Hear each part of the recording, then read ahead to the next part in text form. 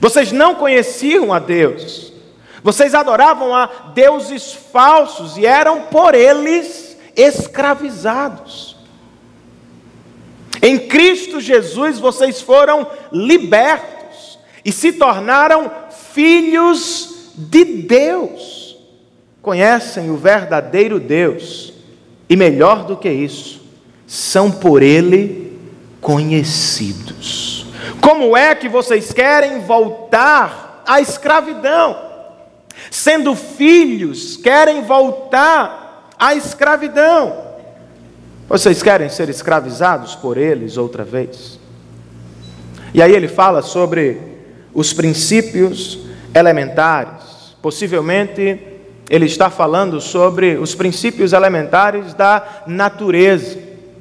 Água, terra, fogo, ar, que para os pagãos do Império Romano eram conduzidos por muitas divindades. E por isso eles prestavam culto às divindades pagãs, para ter suas bênçãos no âmbito material. Paulo está dizendo, vocês querem voltar a isso?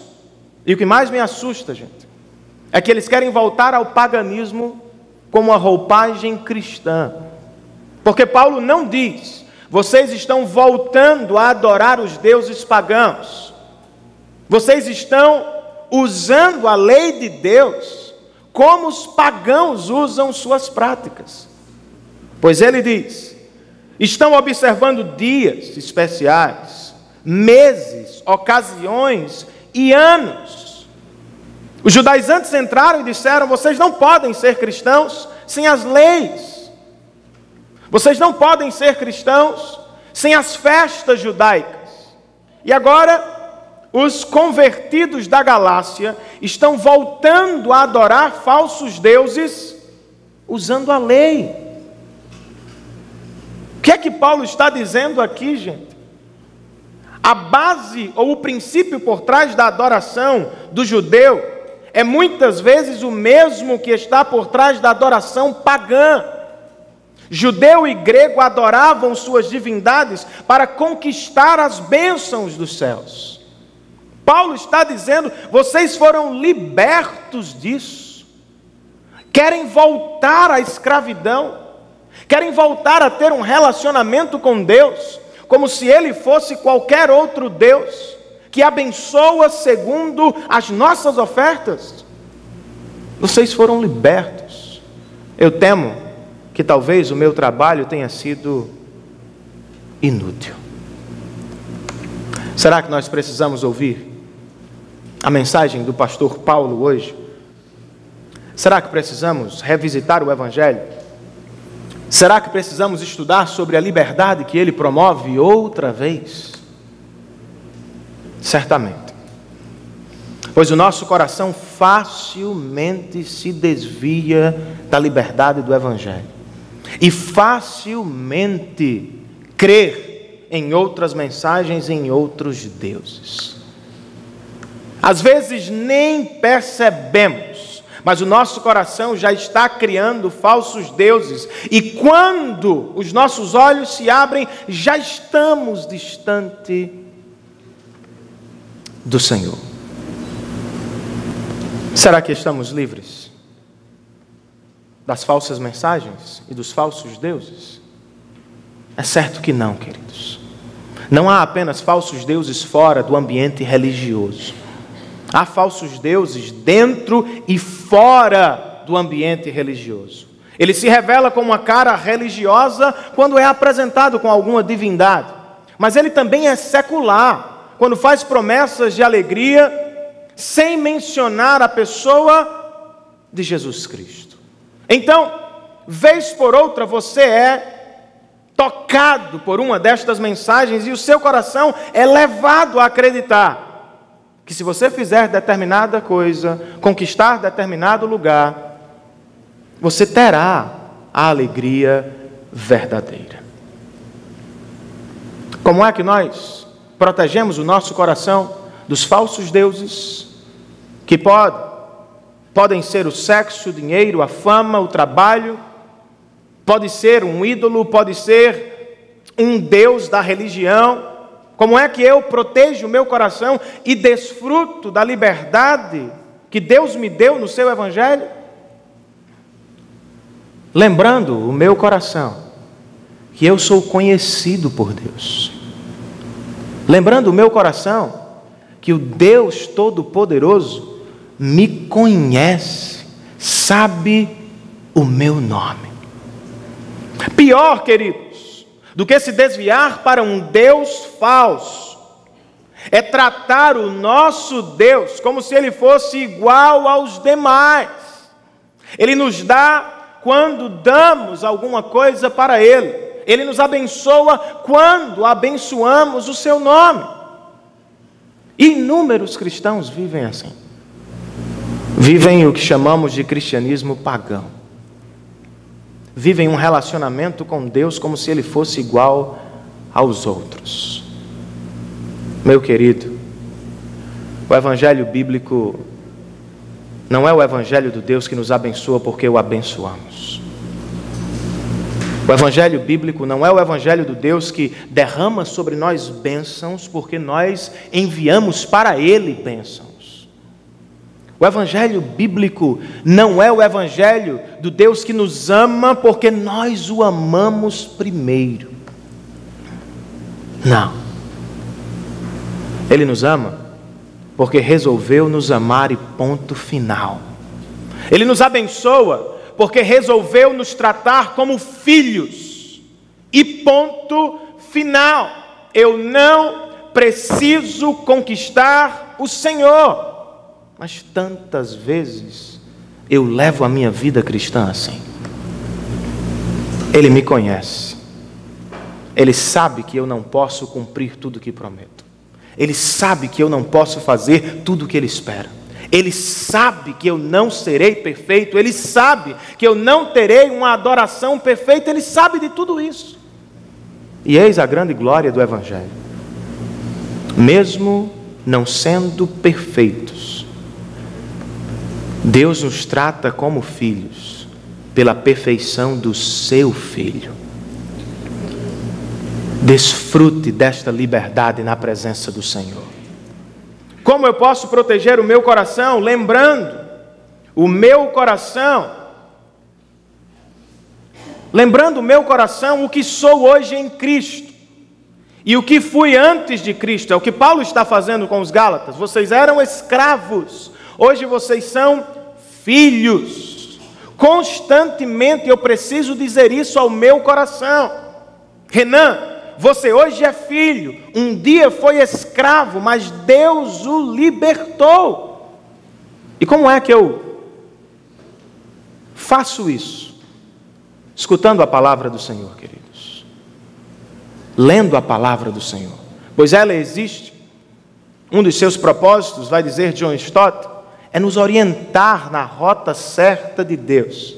E nos dizer quem somos em Cristo Jesus. Um dia eu fui escravo dos meus pecados. Um dia estava sob a condenação de Deus. Mas por graça, Jesus morreu por mim na cruz do Calvário. E hoje eu não vivo mais sob maldição. Eu vivo sob a bênção do Deus que me ama. John Newton, autor da bela canção Amazing Grace, Graça Maravilhosa, nasceu num lar de traficantes de escravos no século XVIII na Inglaterra. Perdeu a mãe quando tinha 7 anos e se tornou ele mesmo um traficante de escravos aos 13 anos. E em uma de suas viagens, o seu barco foi assaltado por fortes ondas e ele pensou que morreria. Correu para o ponto mais escondido do barco e clamou a Deus por salvação, e Deus ouviu o seu clamor por graça e misericórdia e o salvou 2 vezes, para a glória eterna e daquela tempestade. Ele saiu e por graça se tornou um grande pastor na Inglaterra, e ele constantemente revisitava sua condição antes e depois de Cristo. Para não esquecer, ele escreveu na parede do seu escritório, Deuteronômio 15:15, que diz: você era um escravo no Egito, mas Deus, o teu Deus, te redimiu da escravidão. Toda vez que ele entrava, ele olhava para aquilo e se lembrava: eu era um escravo do pecado, mas Cristo me libertou da escravidão. Viva como filho de Deus, como alguém que foi liberto por Deus, e não mais como um preso ou escravo de falsos deuses. Amém, queridos?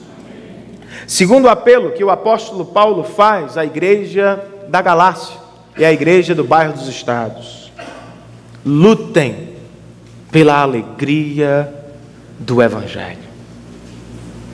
Desfrutem da liberdade que vocês têm, livre acesso a Deus. Ontem eu voltava de Mamanguape, fui pregar na igreja batista, e nós vimos uma cena triste, um homem sentado no meio da BR, fumando alguma coisa e provavelmente pedindo para morrer.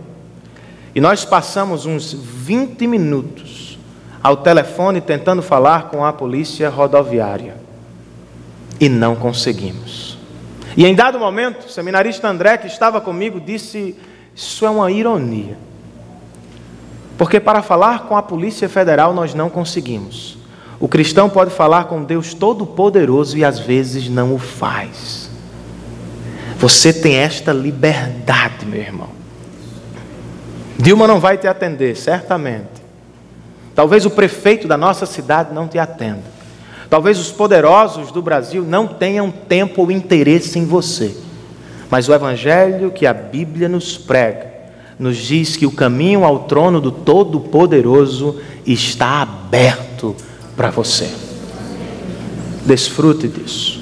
Mas faça outra coisa.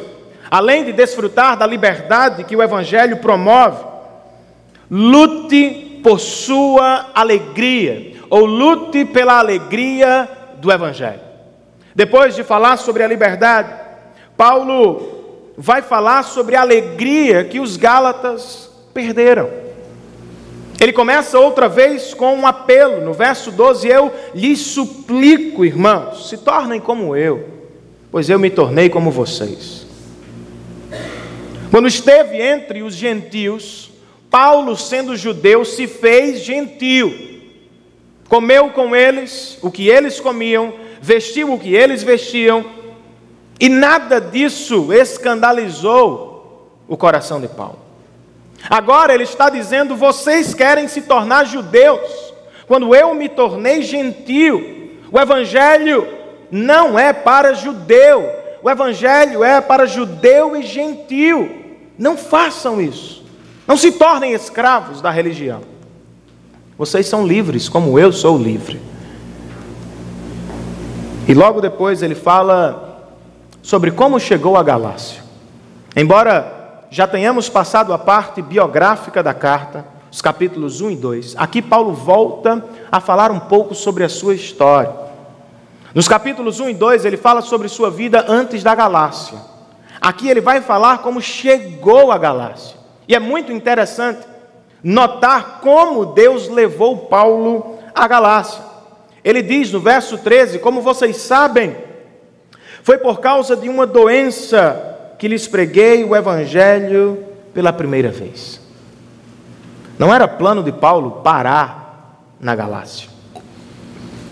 Não era plano de Paulo plantar uma igreja entre eles. Ao menos inicialmente não era. E aqui ele nos conta que por causa de uma doença, ele pregou o Evangelho aos Gálatas.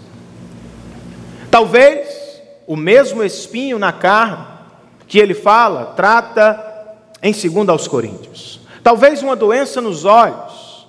Os Gálatas sabiam do que se tratava, nós não temos como saber. Só sabemos que parar e plantar uma igreja na Galácia não era parte do plano de Paulo, mas era parte do plano de Deus. E que Deus usou a doença de Paulo para levar o Evangelho aos gentios da Galácia. Quando chegou a Galácia, Paulo diz que foi muito bem recebido pelos gentios. E embora estivesse doente, e os comentaristas vão dizer que a doença era séria e transfigurava o rosto, possivelmente de Paulo, os gálatas não o rejeitaram. E poderiam rejeitar? Sim. Uma doença como a que Paulo possivelmente carregava, na época, era uma espécie de sinal da maldição dos deuses. Alguém com algum defeito no corpo, deformidade no corpo. Paulo não estava nas melhores condições e qualquer outro diria: não te queremos aqui. Paulo diz: vocês não fizeram isso comigo. Vocês me receberam e suportaram-me na doença. E me receberam como um anjo de Deus, como se eu fosse o próprio Cristo. Ele não foi desprezado, ele foi recebido. E ele foi recebido como mensageiro do próprio Deus. Os gálatas entenderam: Paulo é um apóstolo enviado de Deus com uma mensagem arrebatadora. E o que aconteceu? Qual foi o resultado da visita de Paulo? Alegria e cuidado mútuo. Paulo diz que eles o receberam como um mensageiro de Deus. Ouviram e responderam ao Evangelho com alegria. Entenderam a mensagem de alegria. O Deus verdadeiro se fez homem para salvar os homens que estão perdidos em si mesmos. Seu coração foi tomado de alegria e eles então cuidaram de Paulo, fizeram de tudo. Paulo vai dizer que, se pudessem, teriam tirado os olhos para cuidar de Paulo. Talvez a doença fosse realmente nos olhos, talvez fosse apenas uma linguagem, uma figura de linguagem, uma hipérbole, como se estivesse dizendo: nós faríamos de tudo, Paulo, para cuidar de você. E Paulo fica assustado. Quando estive com vocês, vocês me receberam como um anjo de Deus. Me trataram como se fosse o próprio Cristo. Cuidaram de mim nos mínimos detalhes. O que aconteceu com a alegria de vocês? Porque vocês olham para mim hoje como se eu fosse um inimigo quando digo a verdade? Porque vocês não querem ouvir mais, mesmo sabendo que alguns não vão ouvir? Paulo exorta os seus irmãos na tentativa de trazê-los de volta ao caminho da alegria. Será que precisamos ouvir esta mensagem? Será que precisamos ouvir sobre a alegria do Evangelho? A alegria da salvação? Muito. Porque facilmente somos abatidos pelo sofrimento da vida e pelas falsas promessas dos falsos deuses. E não raramente somos cristãos tristes, desiludidos, sem ânimo ou esperança. Como é que eu protejo o meu coração, ou como é que eu luto pela alegria que o Evangelho promove? Duas aplicações a esta altura do texto. Eu luto pela alegria do Evangelho quando entendo e pratico uma verdade: o sofrimento não pode me roubar o gozo eterno que se acha na presença de Deus. Eu luto pela alegria do meu coração quando entendo esta verdade e quando vivo esta verdade. O sofrimento, por pior que seja, não pode me roubar o gozo que só encontra aquele que foi encontrado por Jesus.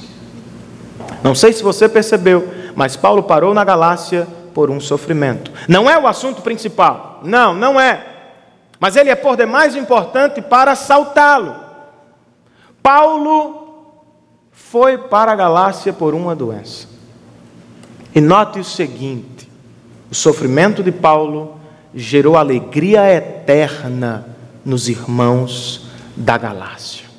Paulo fica triste em alguma medida, mas ele alegra os irmãos. Paulo padece e é levado à Galácia. E os irmãos da Galácia o recebem e são apresentados a verdadeira alegria, o Jesus Cristo que nos salva de todo o pecado. Com isso eu digo, queridos, o seu sofrimento possivelmente redundará na alegria do seu próximo. Eu sei que nós não gostamos do sofrimento. Eu sei que não vemos nenhuma alegria em determinados sofrimentos. Eu sei que não vemos alegria imediatamente.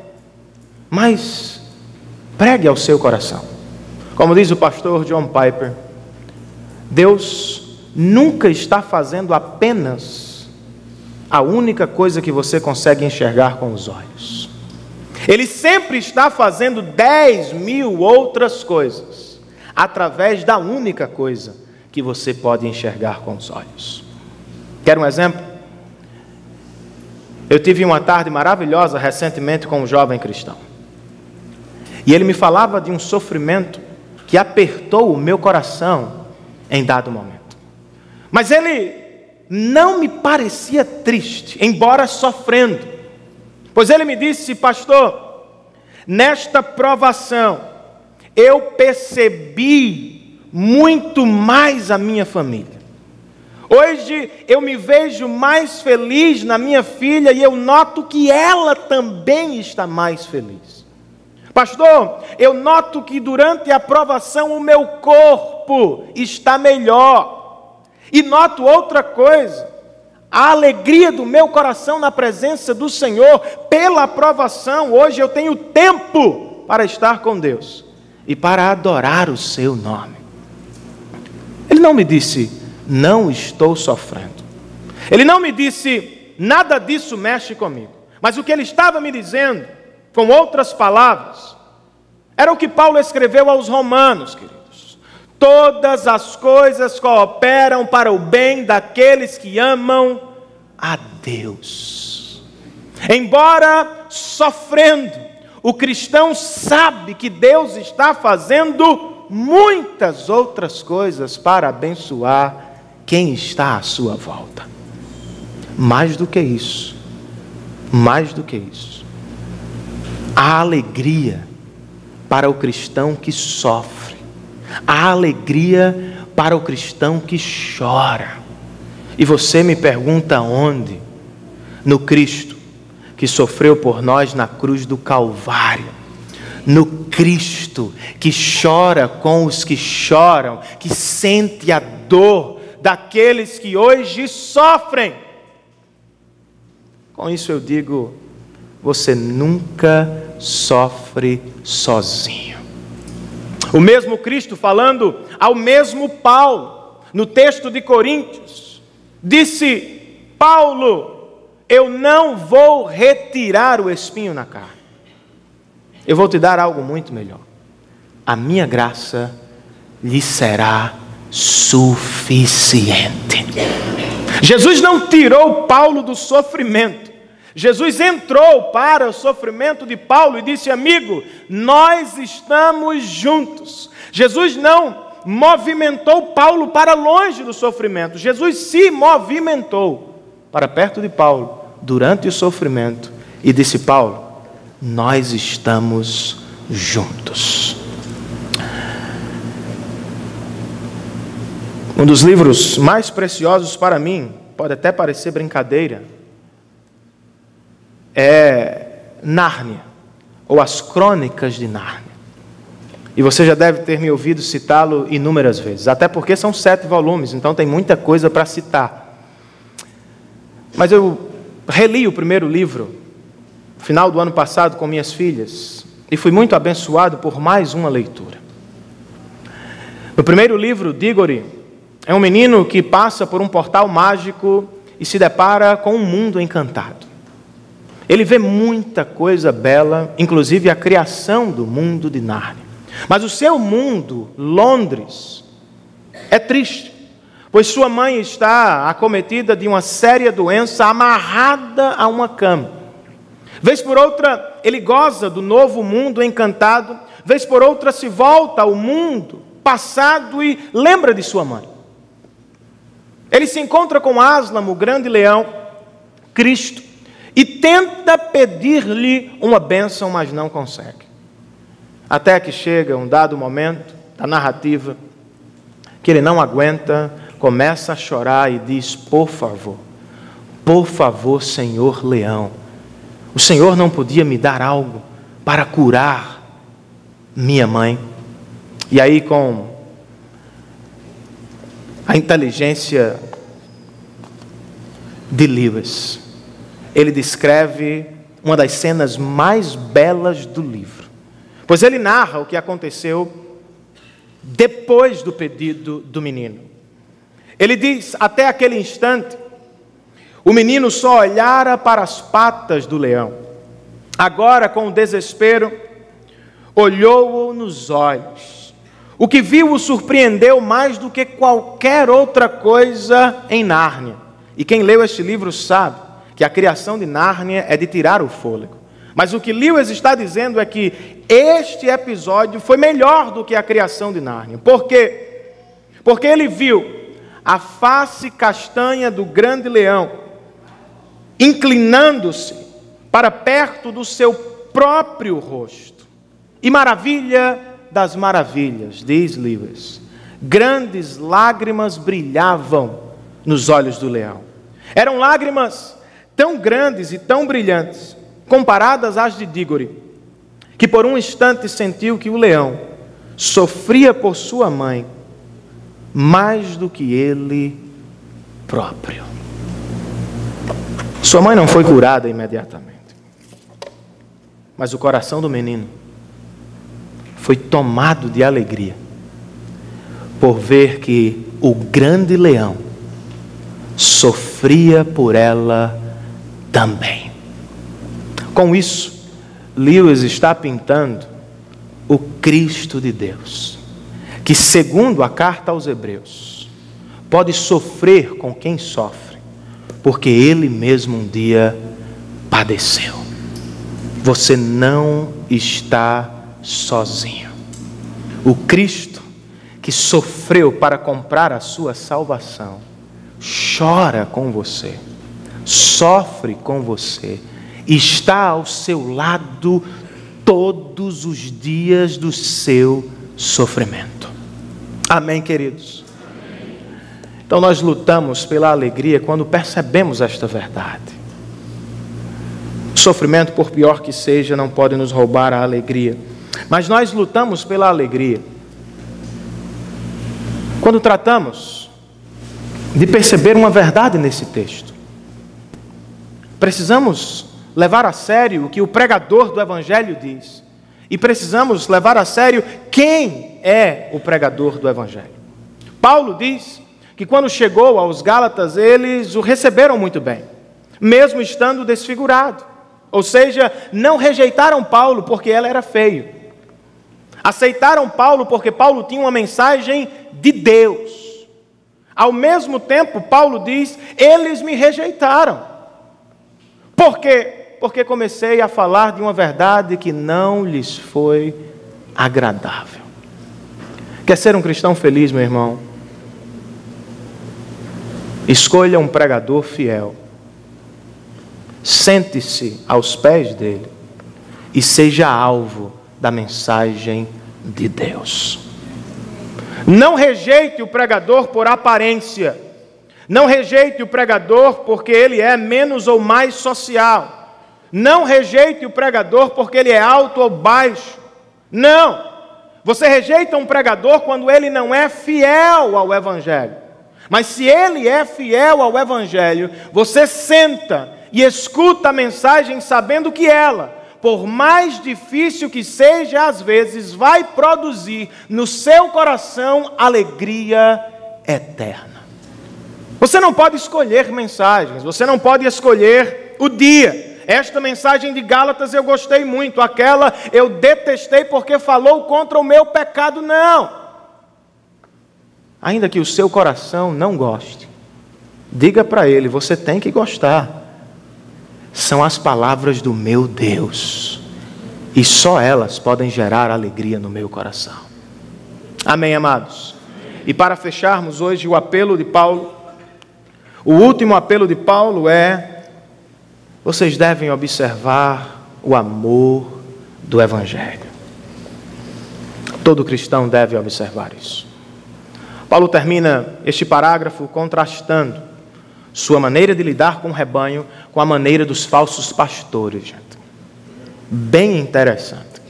Segundo Paulo, os falsos pastores se esforçam para agradar o seu rebanho, mas eles não fazem isso com boas motivações. Eles fazem isso para isolar os irmãos do verdadeiro evangelho. E ao mesmo tempo fazem isso por interesse pessoal. Os falsos pregadores invadiram a igreja da Galácia plantada por Paulo. E eles deixaram de falar a verdade para não perder o público. Paulo, à distância, fala a verdade. Paulo não está presente. E eles se valem disso para dizer: Paulo não se preocupa com vocês, nós estamos aqui. Nós temos atenção para vocês. Mas eles fazem isso porque querem ser agradados. Eles agradam por benefício próprio. Paulo não é parecido. Paulo fala a verdade, Paulo exorta, porque ele é muito mais parecido com uma mãe que sente dores de parto por seus filhos, a fim de ver sua saúde estável. Mesmo estando longe, Paulo prega outra vez o Evangelho e lhes fala a verdade. E como uma mãe, ele diz que está sofrendo dores de parto outra vez. E o seu ministério não é cativar pessoas em torno de si. O seu ministério não é tornar-se o homem mais rico da cidade. O seu ministério não existe para ganhar fama e popularidade na nação. Paulo diz: eu estou sofrendo dores de parto outra vez. Senti dores de parto quando estive entre vocês, e estou sentindo outra vez, e vou sentir mais. Porque eu existo, eu prego, até que Cristo seja formado em vocês. Paulo não quer um grupo de discípulos cantando o seu nome, divulgando o seu nome. Ele repreendeu a igreja de Corinto exatamente por isso. Ele quer ver nos Gálatas e em todas as igrejas que plantou, não a sua própria imagem refletida no rebanho, mas a imagem do Cristo Redentor que morreu para nos dar salvação. O seu apelo é: olhem para mim, vejam como eu os tratei. Vejam como até agora eu estou sentindo dores de parto por vocês, a semelhança do meu Cristo, que nos conquistou com dor e com sofrimento. Eu quero a salvação de vocês, ainda que isso me custe a saúde.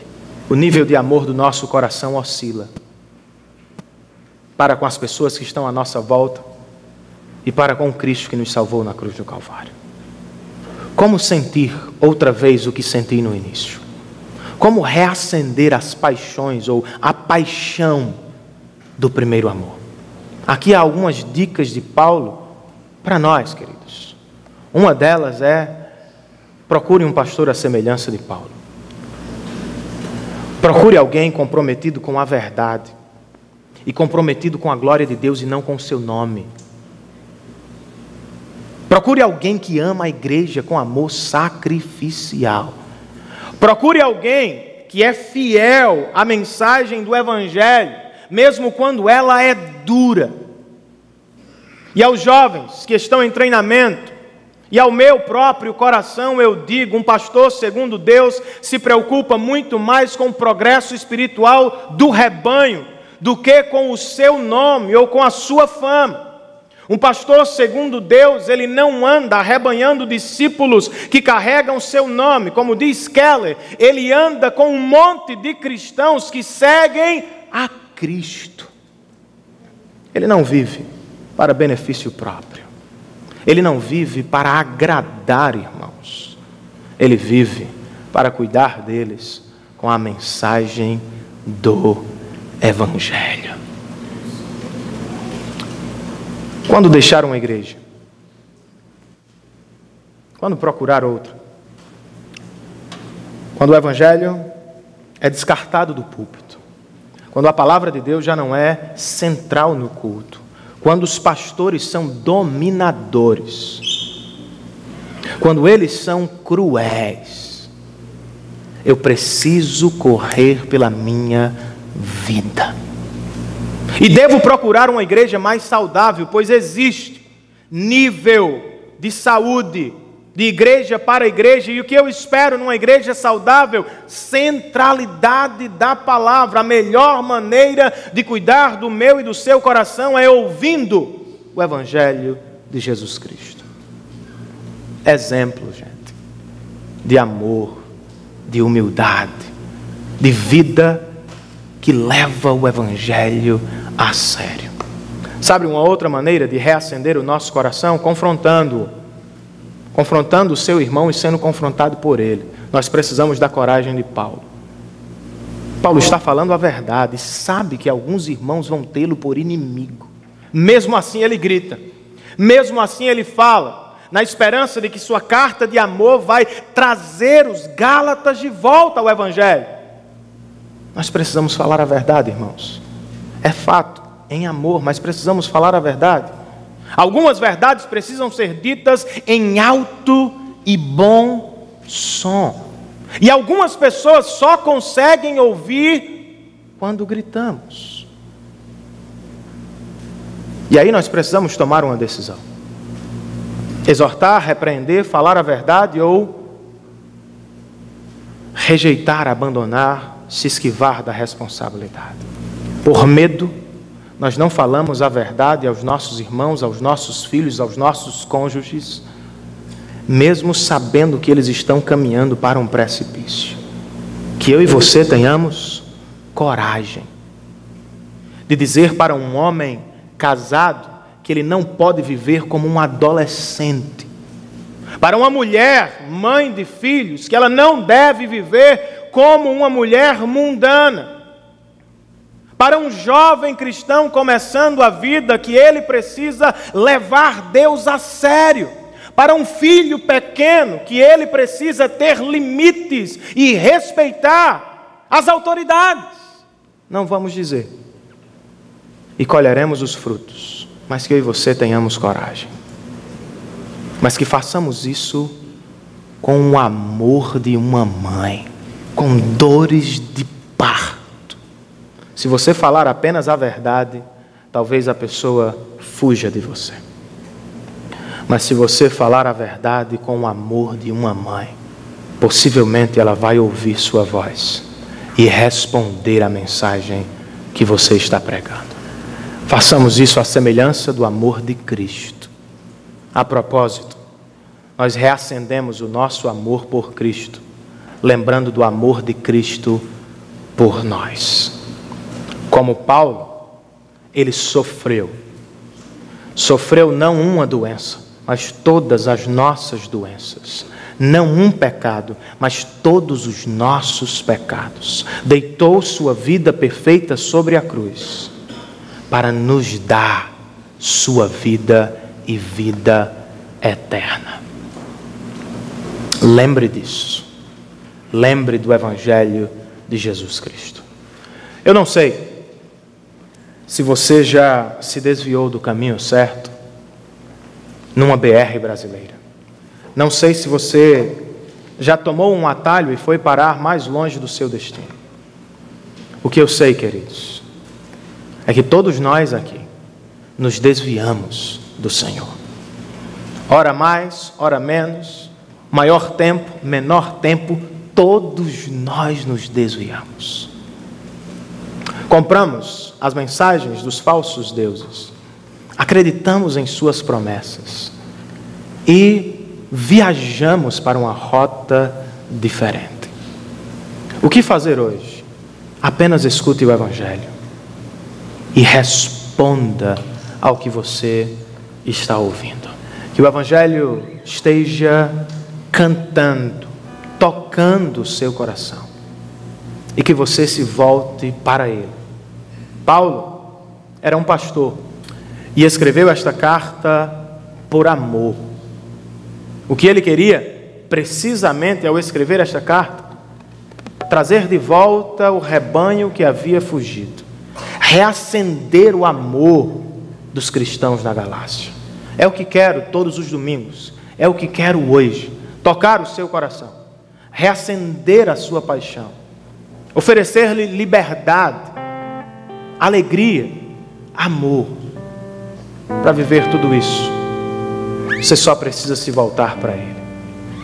Volte-se para o Cristo que foi preso por você, para oferecer-nos a verdadeira liberdade. Volte-se para o Cristo que mesmo à distância viu o sofrimento da cruz e se entristeceu, mas a enfrentou por nossa alegria eterna. Volte-se para o Cristo que se entregou na cruz do Calvário por amor e para oferecer o verdadeiro amor. Ele é a liberdade que você procura e não encontra em outros deuses. Ele é a verdadeira alegria que preenche o seu coração. Ele é o amor que transbordará do seu para os outros corações. Vamos cantar ao Senhor, queridos. Fiquemos de pé na presença do nosso Deus. Senhor,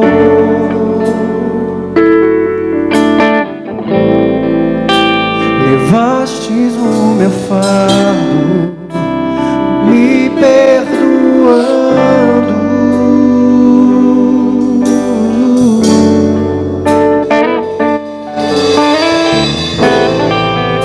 Teu amor me abraçou, sigo te buscando.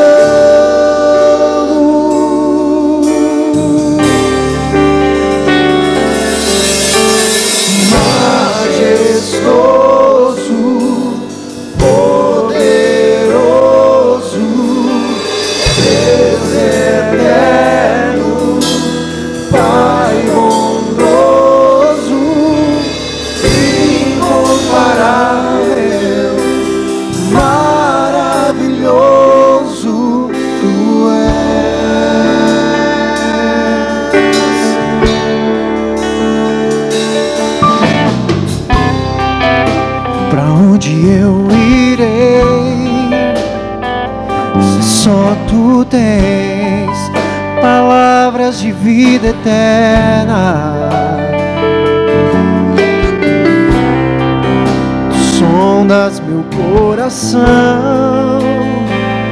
e os teus olhos estão sobre toda a terra. Levastes o meu fardo, me perdoando.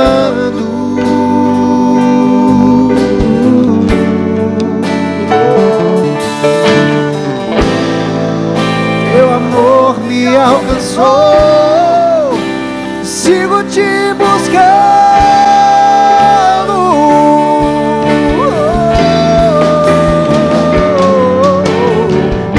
Majestoso, poderoso,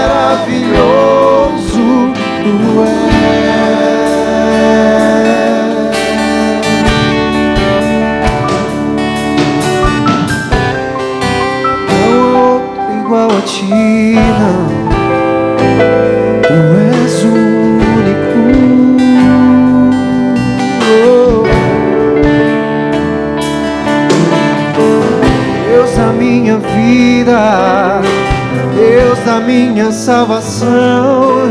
Eu te louvo, eu te adoro, majestoso, poderoso, Deus eterno, Pai bondoso, incomparável, maravilhoso tu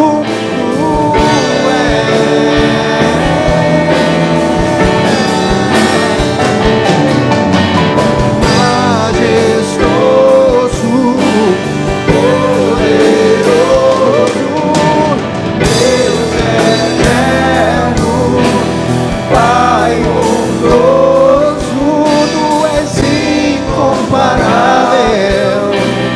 maravilhoso tu és.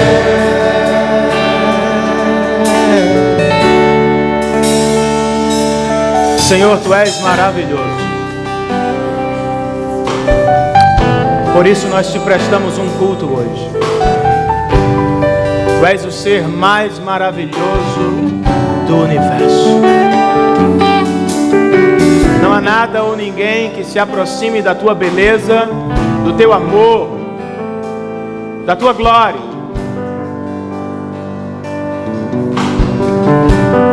E nós Te louvamos por isso.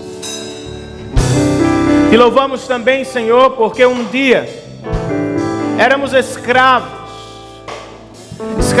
dos nossos pecados, dos nossos desejos. Éramos escravos de falsos deuses que nos prometiam a felicidade, mas não cumpriam suas promessas. Procuramos no sexo, procuramos no dinheiro, procuramos no trabalho, procuramos em festas, procuramos no mundo, mas nada nos deu a alegria verdadeira. Estávamos fora do Teu arraial santo, estávamos perdidos, vivíamos como inimigos do Senhor. Mas por graça incomparável, o Senhor deixou o trono de glória, entrou no nosso mundo manchado pelo pecado, viveu uma vida reta e se entregou como Cordeiro de Deus. Com isso, comprou a nossa salvação, comprou a nossa liberdade, nos transportou de um reino de trevas para um reino de luz, de um reino de medo para um reino de confiança. O Senhor nos mudou de um lugar, ó Deus, terrível, para os braços do Teu amor. Não precisamos viver como escravos, Senhor. Não somos mais. Não precisamos barganhar contigo. Não precisamos viver a nossa espiritualidade como se as Tuas bênçãos dependessem do nosso agir. O Senhor não nos dá porque Te damos alguma coisa. O Senhor nos deu o Teu melhor presente, Jesus Cristo, quando ainda éramos os piores pecadores. O Senhor não mudou. O Senhor permanece o mesmo.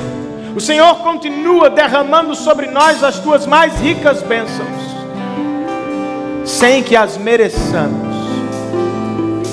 É por graça, e nós Te louvamos por isso.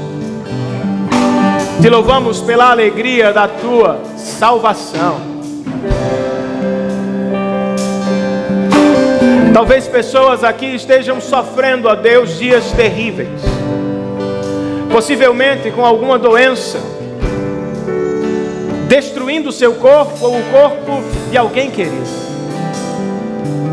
Que haja alegria no meio do Teu povo, apesar do sofrimento, pois mesmo em meio ao sofrimento, o Senhor não nos abandona. O Senhor está chorando com o que chora. O Senhor está lutando com aquele que luta. O Senhor está ao nosso lado em todo o tempo, por isso nós te adoramos. Arrebata o nosso coração outra vez com o teu amor, Jesus. Acende a paixão do nosso coração. Que a tua palavra gere em nós deleite, gozo. Que a tua palavra gere em nós um verdadeiro avivamento. Que a tua palavra produza em nós paixão por tua glória. Que nada mais nos seja mais belo e mais caro do que a revelação do teu ser na tua palavra. Reanima o cansado, Senhor. Levanta o caído. E reacende a chama do nosso coração. É assim que nós choramos, Jesus. Em teu nome e para a tua glória. Amém e amém. Vamos orar, queridos. Pai, te damos graças por esta noite, por tua palavra, pelo que o Senhor nos ensinou. Eu sei que há muitos limites em mim e na comunicação do teu evangelho, mas eu sei que o Senhor não conhece limites. Toma esse texto, ó Pai, e aplica ao nosso coração ao longo de toda a semana. Continua falando, Senhor, conosco. Ensina-nos a viver um cristianismo puro, sem paganismo, sem sombra de paganismo. Ajuda-nos, ó Deus, a viver como alegres, cristãos aceitos na tua presença. E toca o nosso coração com o teu amor outra vez. Pedimos especialmente hoje por aqueles que sofrem, Senhor. Por aquelas famílias que não estão conosco, porque derramam lágrimas. Pedimos que o Senhor esteja com elas. Que o Senhor as console, as conforte e as fortaleça. Opera a tua vontade e nós te daremos honra e glória por isso. Seja com aqueles que te celebram por mais um ano de vida. Que o Senhor lhes conceda muitos anos, segundo a tua vontade, e que eles sejam plenamente satisfeitos em ti, o melhor presente de si mesmo. Muito obrigado por tudo o que fizemos. Aceita o nosso culto e leva-nos em paz, ó Pai, aos nossos lares, nos dando uma semana abençoada na tua presença. É assim que nós te pedimos, em nome e por amor de Jesus Cristo. Amém e amém. Que o amor de Deus, nosso Pai, a graça salvadora e fortalecedora de Jesus Cristo, a comunhão e o poder do Espírito Santo estejam sobre todos, e todos nós dizemos amém e amém.